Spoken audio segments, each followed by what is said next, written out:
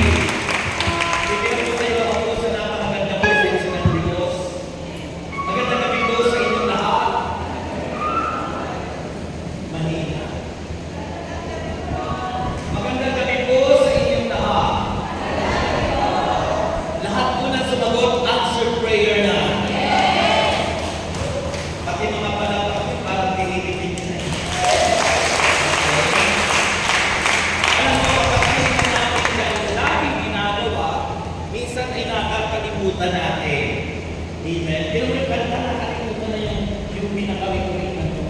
Diba? You are worthy. Pag hindi natin lagi inaawit, nakakalimutan natin minsan. Ganun din naman ang pag-ibig. Pag hindi natin sinasabi na I love you, nakakalimutan minsan. Di ba? Kayo ba, yung may mga asawa? Sino sa inyo may mga asawa? Yung wala pang asawa. Di ba? Pag yung may mga asawa, nakalimutan yung magsasabi ng I love you, hindi ko na minsan sasabi ko. Nakakalimutan na. Di ba?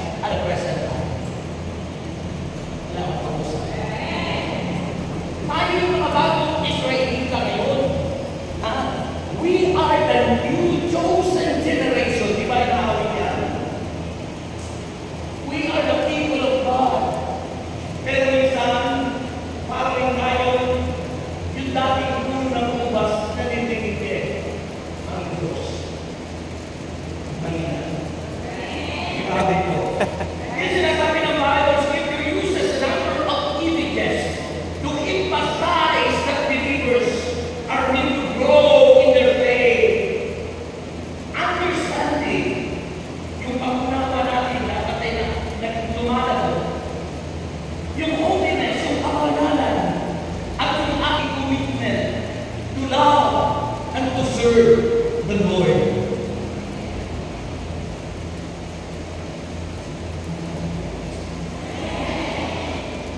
Dapat daw tayo makakatulog.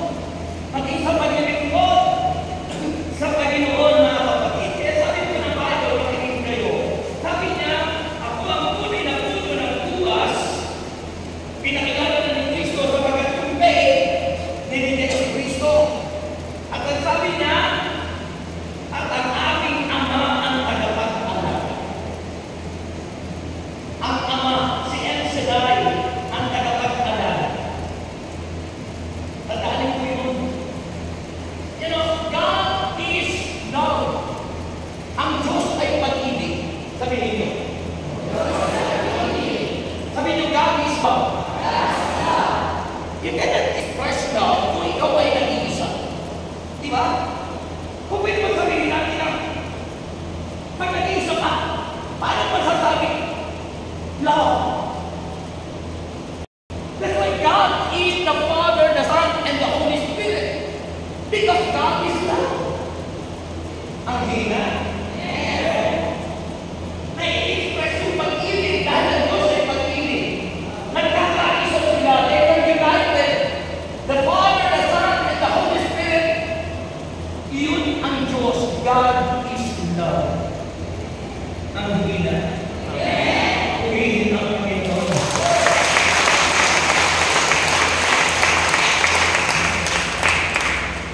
Kaya nakita niyo po kapag kayo umiibig, ibig sabihin lumalabot kayo ng grow, nagkakaisa, maging sa tahanan,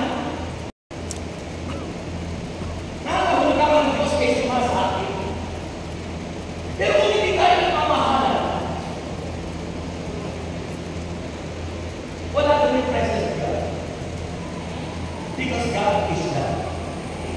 Ang hina. Purihin ang Panginoon. Alam mo sabi ko ng pangalawa sa greatest commandments ko, alam niyo ko yung pinakamahalagang utos? Yung greatest commandment ni God, alam ba yun? Love your neighbor. That you shall love your God with all your heart, with all your soul, with all your mind, with all your strength. You shall love the Lord with all your mind. You shall love the Lord with all your soul. May kami mo kayo. You shall love the Lord with all your mind, with all your heart, with all your soul, with all your mind. Yun ang utos ni Lord. To love your God with all your heart, with all your soul, with all your mind, and with all your strength. Buong lakas. And the second is, and you shall love your neighbor. Hindi sinabi ng Biblia that you shall love your brothers and sisters, but you shall love your neighbor as yourself. Sapagkat hindi lahat anak ng Diyos. Ang mga anak ng Islam ay mga tumatanggap kay Kristo. Halimbawa, tayo mga Kristiyano, we are brothers and sisters. Pero yung hindi Kristiyano, that is your neighbor. Halimbawa, yung mga Muslim, mahalin niyo sila bilang yung neighbor. Yung INC, because they were not Christian. Because they don't believe that Jesus Christ is God. So they are not Christian. They are our neighbor. Mahina. Amen?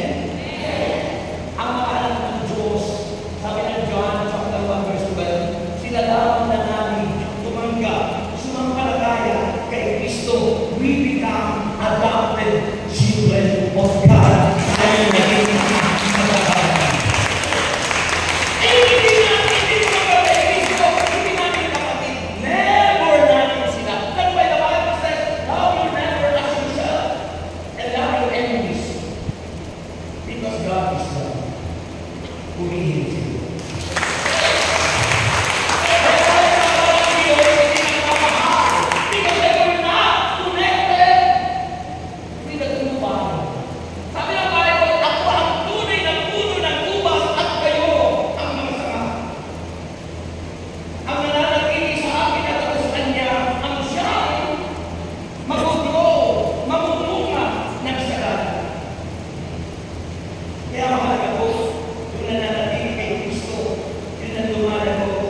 silang nagtatagumpay.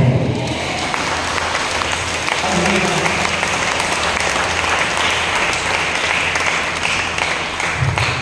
Ano na hindi kayo silang nagtatagumpay sa kapit? Wala tayong magagawa kung tayo wala kay Jesus. Diba, bakit ang mga bata, hindi kita talaga nila ang ano nila, pero naman kayo. Yung mga hindi gusto, di ba, tumanda, hindi pagsubok, kasi ginigising sila. Ginigising sila na dapat sila manampalataya na nangaling sa Diyos. Because of climate change. You know, in Dubai, biglang kumapaw ang tubig. Kumapaw ang gusto na sa sabihan lang. Ikaibigan ang pala yung pao sa akin. Ginigising na lahat. Because this is now in the last days. Ayaw ko ay nasa huling panahon na. Pag hindi tayo naging aware, baka may ibang tao. Baka may ibang tao. Sino ba gusto makarating sa langit? Yung iba nag-iisip kung gusto na makarating sa langit. Sino ba gusto makarating sa langit? Okay, ayaw yung kamay, baka lalaki ko na kayo. Wag muna. Okay? So, ano po yun? Ano sabi ko ng Bible? Sabi niya, sabi ng Panginoon, siya ang tunay na puno ng uwas at ang aking ama tagapag-alaga. Paano mag-alaga? Inaalis niya ang bawat sakang hindi nagbubunga at kanya namang pinuputulan at nililinis ang bawat sakang nagbubunga upang mamunga pa ng lalong sagana. Yun daw ang ginagawa ng Ama. Sa pamagitan ng ano? Dahil sa dumating sa ating pagsubok, problema, pag ang tao ay hiwalay sa Diyos, pag ang tao ay nakakapit sa puno, pag dumating ang mga pagsubok at problema, ay napupukol. Yung sinabi ko dito, naalis at sabi ng susulugin. Kaya pag tayo dumadanas ng matitinding pagsubok at problema sa buhay, rejoice in the Lord always. And again, I say rejoice. Magpasalamat! Pinagkakaroon ng Panginoon. Gusto na tayo lumago, gusto na tayo mag-mature.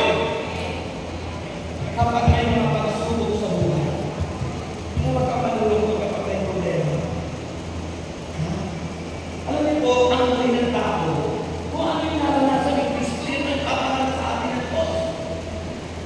Hindi pwede yung tao, kaya hindi maranasan yung naranasan ng Kristo.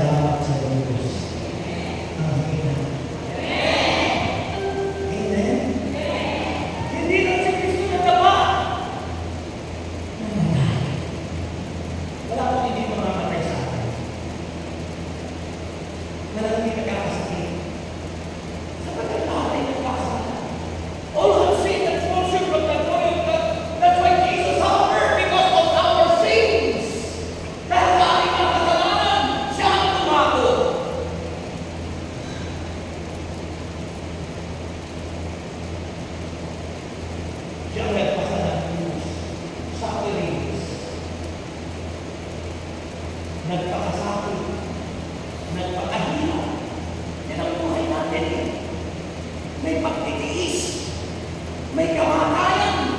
Ngunit ang masarap, hindi na nagiging patay si Jesus. Siya ay muli na buhay.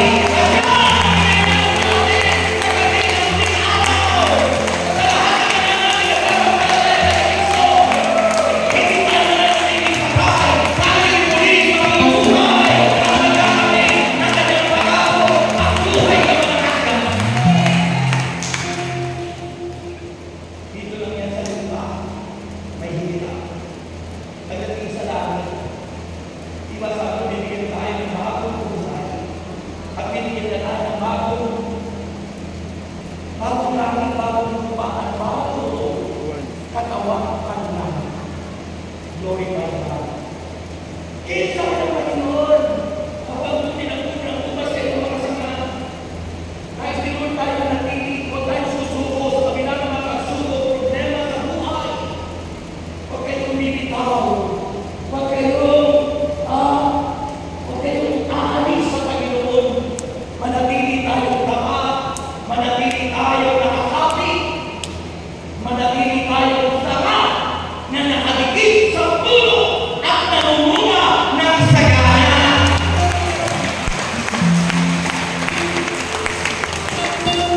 Hindi mo makikipalay ka na. Hindi ng mga pangako natin. Unang pangako natin. Tayo sa Panginoon. Ano ba ang pangako nyo? Sa Panginoon. Ha?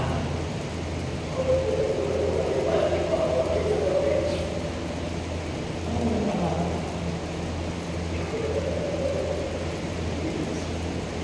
Ang unang pangako natin ay ano? I'll praise you, dear God.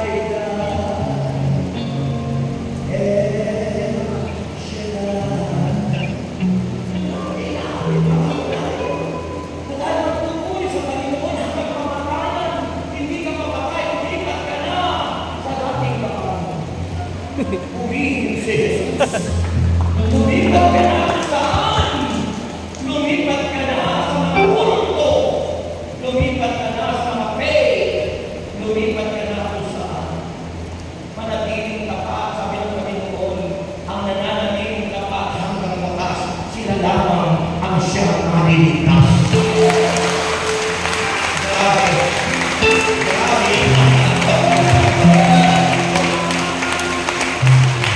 Alam nyo, hindi pa. Alam nyo, hindi pa.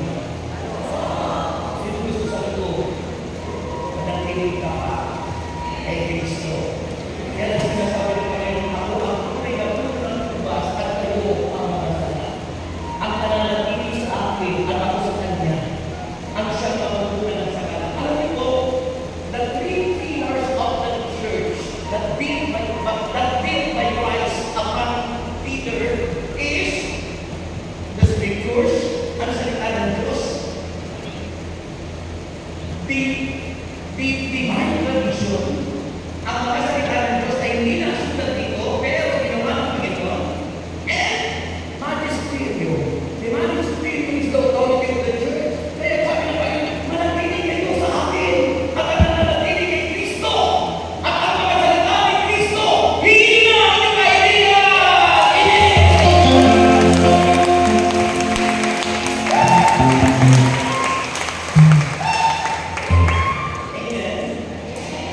Alam niyo sa akin po, natulang tayo dito sa knowledge. Puno-puno tayo ng wisdom. Pero pag walang knowledge, madaling matangay. At that is the foundation. Kaya tayo naman tayo nakikinig at nag-aawa. Baka naman tayo ng 29. Kasi yung aking papatok, mag-aawa kayo sa akin. That's why you are here. Narito kayo sa prayer meeting ng Panginoon. Dahil gusto ng Diyos na hindi tayo maging ignorant, umangmang. Gusto ng Diyos na tuto tayo sa katotohanan, na ang katotohanan ang magpapalaya sa atin. Sabi nga, John chapter 8, verse 31 to 32. Kung patuloy kayo susunod sa aking aral, sabi ni Jesus, tunay na kayo mga kalagad ko. Makikilala niyo ang katotohanan na magpapalaya sa inyo. Kaso, maraming hindi na nanatili sa aral ni Kristo. Maraming kumakayaw sa aral ng Panginoon. Kaya tinanong sila ni Jesus, o yun, Peter, alis din ba kayo? Sabi ni San Pedro, kami nagpapakalagaan, Panginoon, nasa iyo ang buhay. Ang salita ng Diyos ay binigay buhay. Kanino pa kami pupunta? Kanino pa tayo pupunta? Kapag wala ang Diyos sa ating buhay, walang magagawa ang sinuman sa atin. Pero kung tayo nananatili kay Kristo, magtatagumpay ka, magiging successful ka, magiging tagumpay ka sa buhay. Amen! Si Kristo naman ang tagumpay natin. Amen po ba? 15 minutes more to go. Nakapagiging kailangan natin ng Panginoon. Hindi kita to spiritual life to His people. God expects them to grow to maturity. Gusto na Diyos na tayo naman mo. And this is the desire of God for each and every one of us. Kaya sabi ng Panginoon, kapag tunay na tunay na tumasero ang sana, ang nananatili sa akin ang gusto niya ng sa pamumuga ng sagana. Ano ba yung bunga yun? Hindi po bungang araw, hindi po bungang ka, hindi po kung ano iniisip po natin. Ano dahil sa Panginoon ang bunga? Ha? Ano ba yung bunga? Your character. Nakikita na yan na nanatili kay Kristo kung ang ugali mo ay kagaya ng ugali ng Diyos.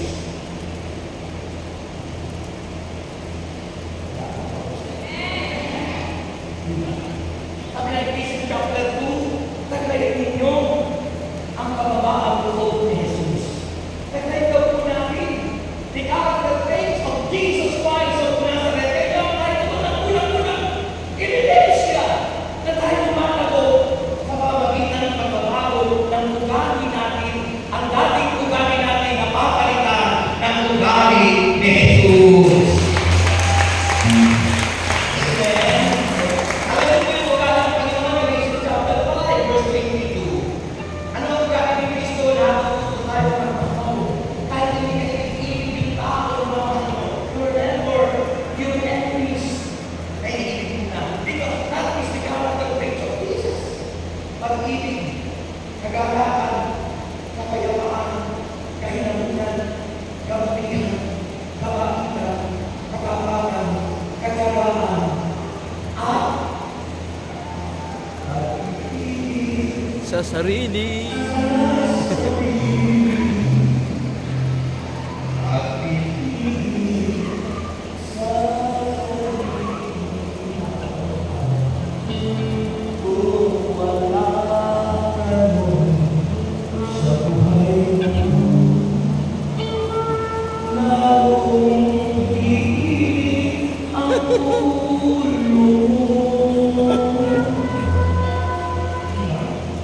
Kapag tayo magtitigil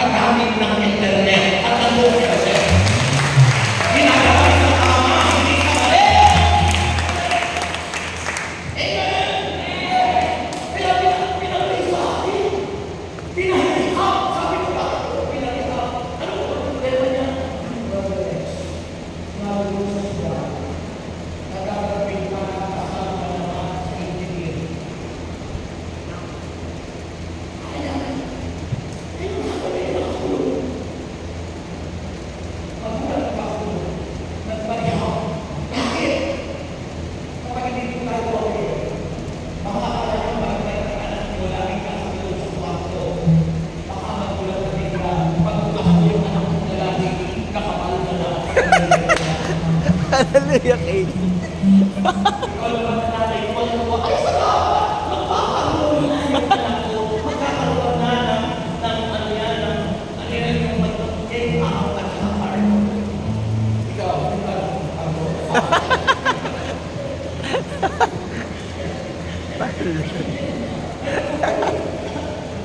Ilan yung pinag-pray over sa aking kabataan? Pangapat na pala sa Batangas ito lahat.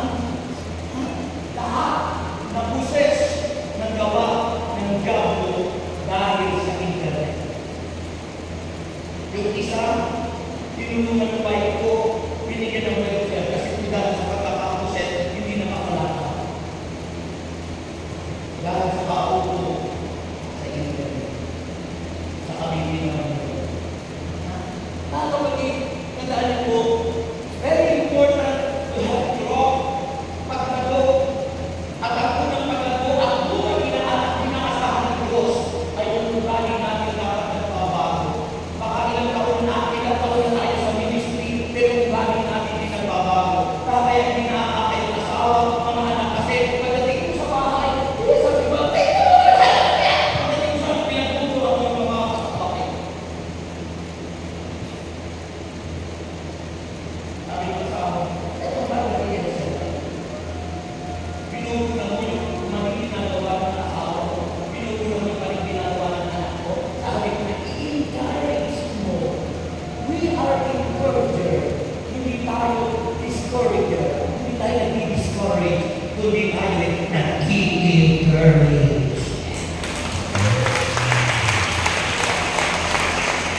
Ang hina. Ang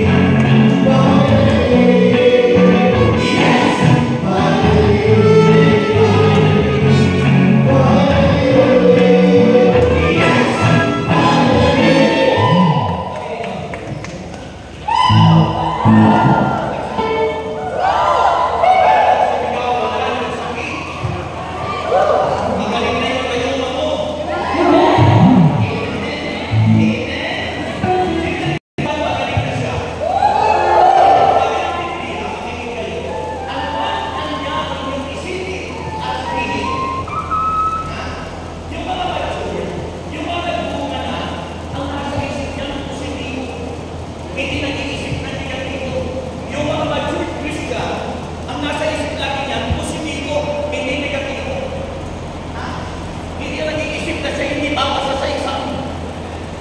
Ha? Hindi na nag-iisip ng masama. Si Kristo nung ibalita sa kanila na patay na ang kaibigan si Lazaro, hindi umiyak at hindi nagsabi sabi ng hinihingi ng Panginoon, hayaan mo Marta, Maria, pupunta ako doon after 4 days.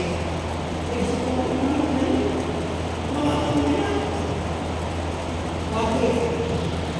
Because Jesus. Amen! Amen!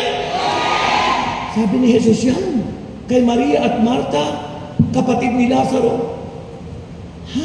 Kung maniniwalaan niya kayo, sasampalataya kayo sa akin, yun yung nananatili sa puno.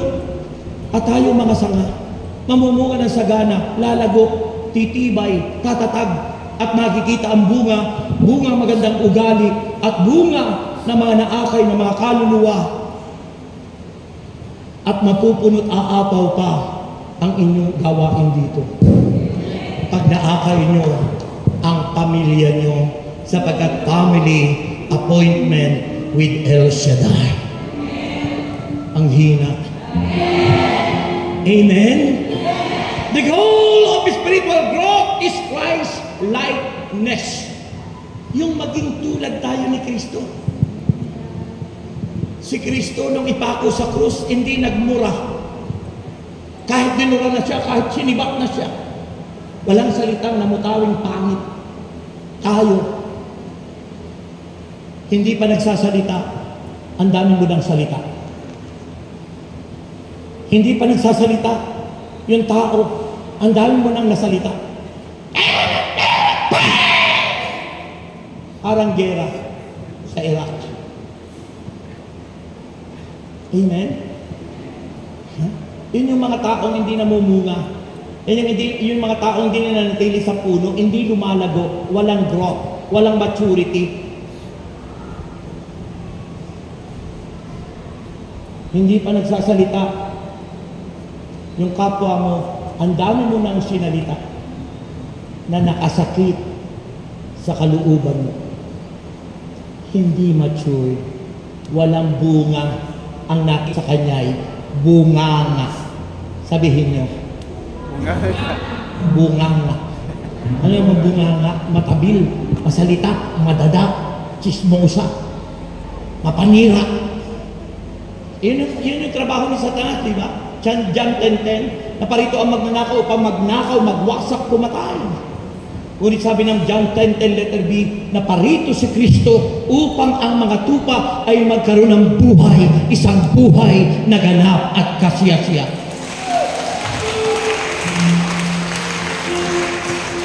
Amen? So Christ-likeness, gayahin natin si Jesus, minumura ka na, hindi ka nagsasalita. Binabato ka na, wala kang ginagawa. Hindi ka nagtatago kasi kahit tamaan, alam mo, kahit ka mamatay, muli kang mabubuhay. Ang hina. Amen? Hindi gumaganti. Sabi ng Panginoon, gantihin nyo ng mabuti ang mali. Gantihin nyo. Sabi ng Panginoon, ayon kay St. James, kay Santiago, pasakopan niya kayo sa Diyos, labanan ng Diyos, lalayuan niya kayo. Ang Diyos ay mabuti. Kaya pag ang Diablo masama ang ginagawa, gantihin nyo ng mabuti ang masama.